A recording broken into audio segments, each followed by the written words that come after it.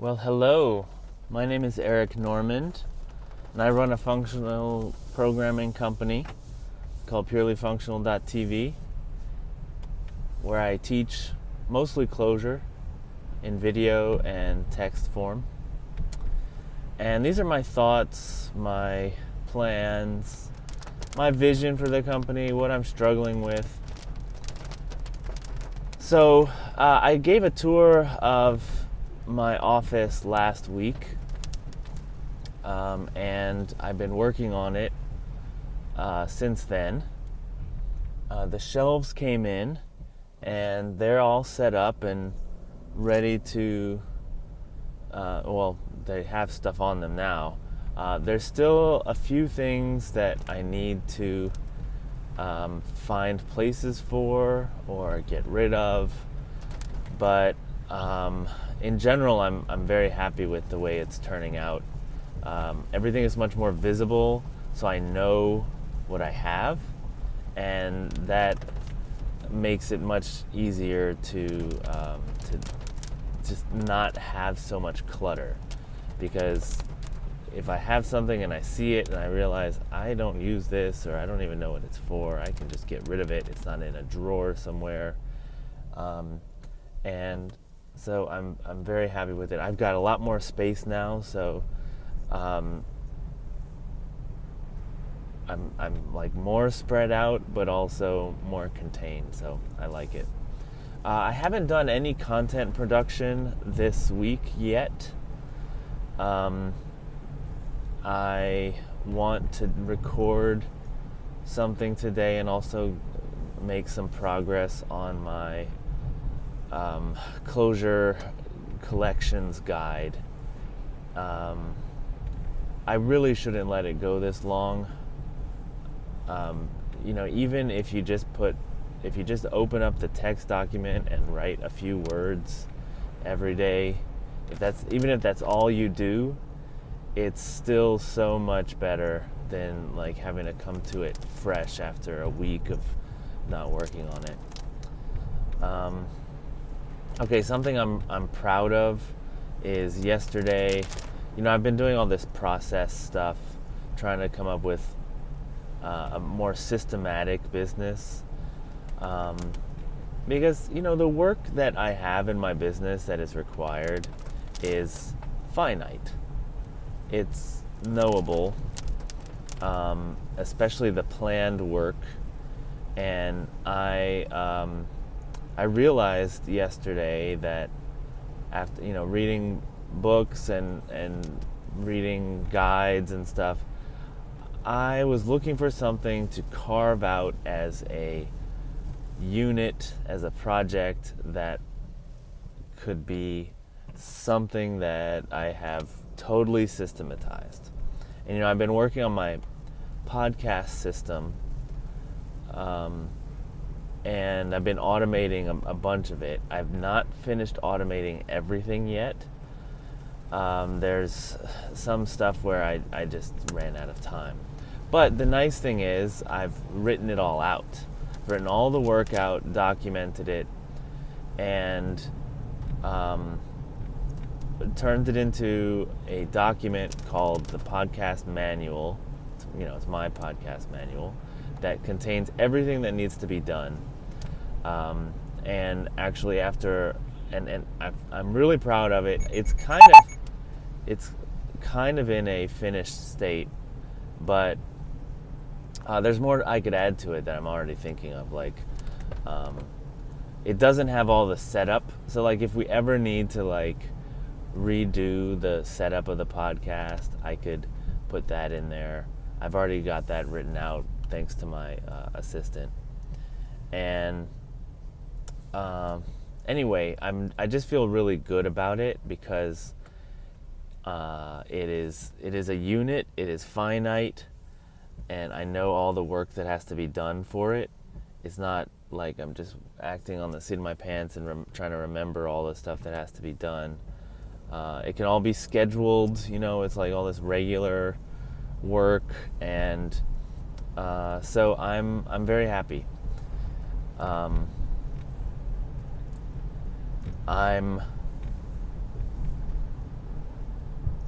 I want to automate it more because I realized that, as a programmer, I've got such leverage in like developing scripts and things that can handle stuff for me, even if it's something as simple as like copy this file over here, and like I could reduce the number of steps I have to run down to one, and have it be less error prone and everything. So I've always been kind of skeptical about automating, because first of all, code does take time to run, and then the code rots and it stops working because something changes or what have you.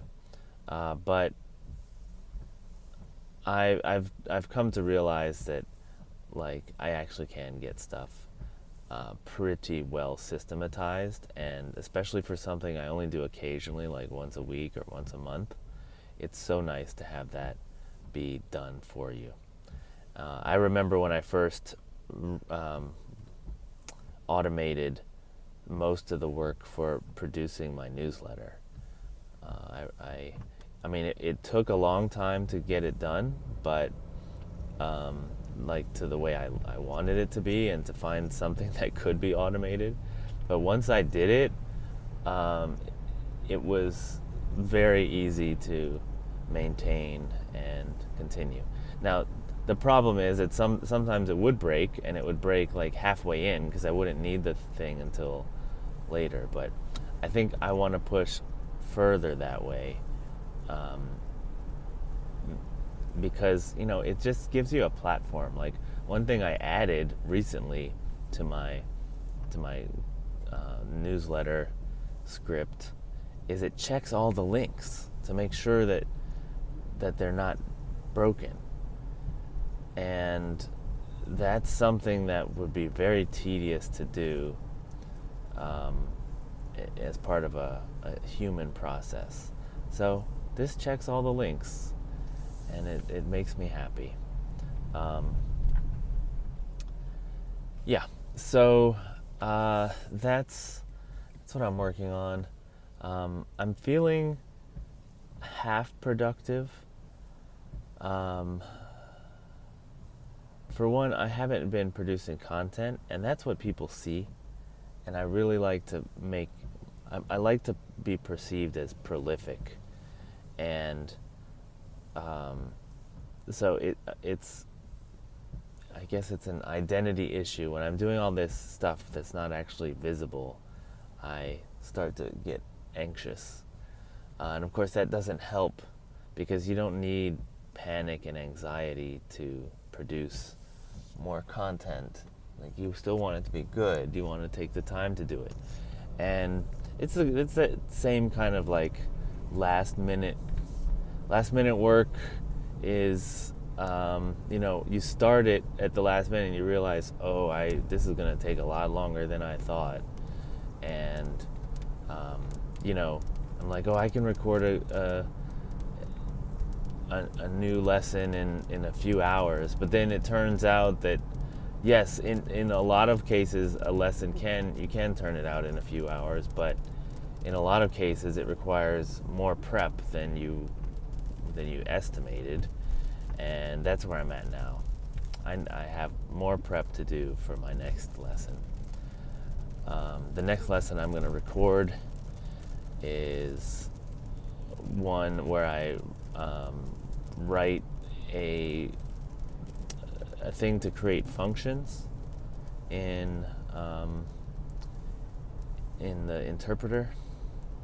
And I just want to write it out once first, because otherwise it could take like an hour. It's kind of a subtle thing that I'm trying to do. Okay, let's see what else. So the podcast launched on Tuesday. We did the first episode, and then Wednesday, second episode. Thursday, today, was the third episode, and now it's going to be released weekly. And I've already been getting a ton of good feedback. people are messaging me on Twitter and emailing me, and I think it's awesome. That is exactly what I wanted. I wanted someone to listen and to comment on it, because not only does that fuel the podcast material, because I've already gotten ideas from people about what to, and kind of answering their concerns with my theory and everything, but it's going to make the content better when it goes into the book.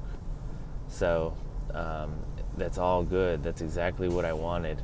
Also, since people are listening, it's going to be a good promotion for the book. When it finally comes out, people will feel like they participated in its creation. One thing I'm a little concerned about is that I'm so far ahead now with the videos I've recorded. If I release them weekly, by the time I answer someone's question, it will be a long time, right? It'll be like months. And so there won't be so much feedback, right? It won't be like, oh yeah, he answered, I asked him that last episode. But at the same time, I don't feel like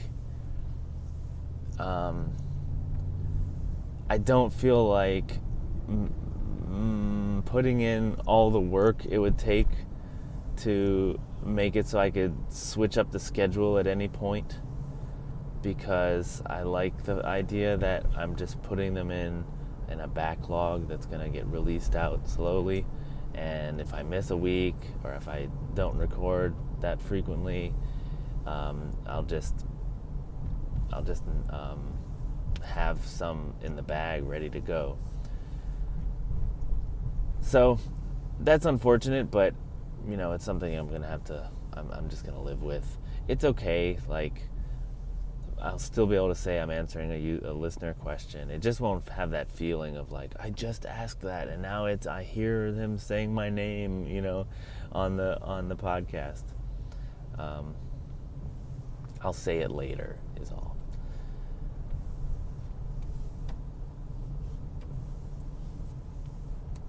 Okay, I'm going to go home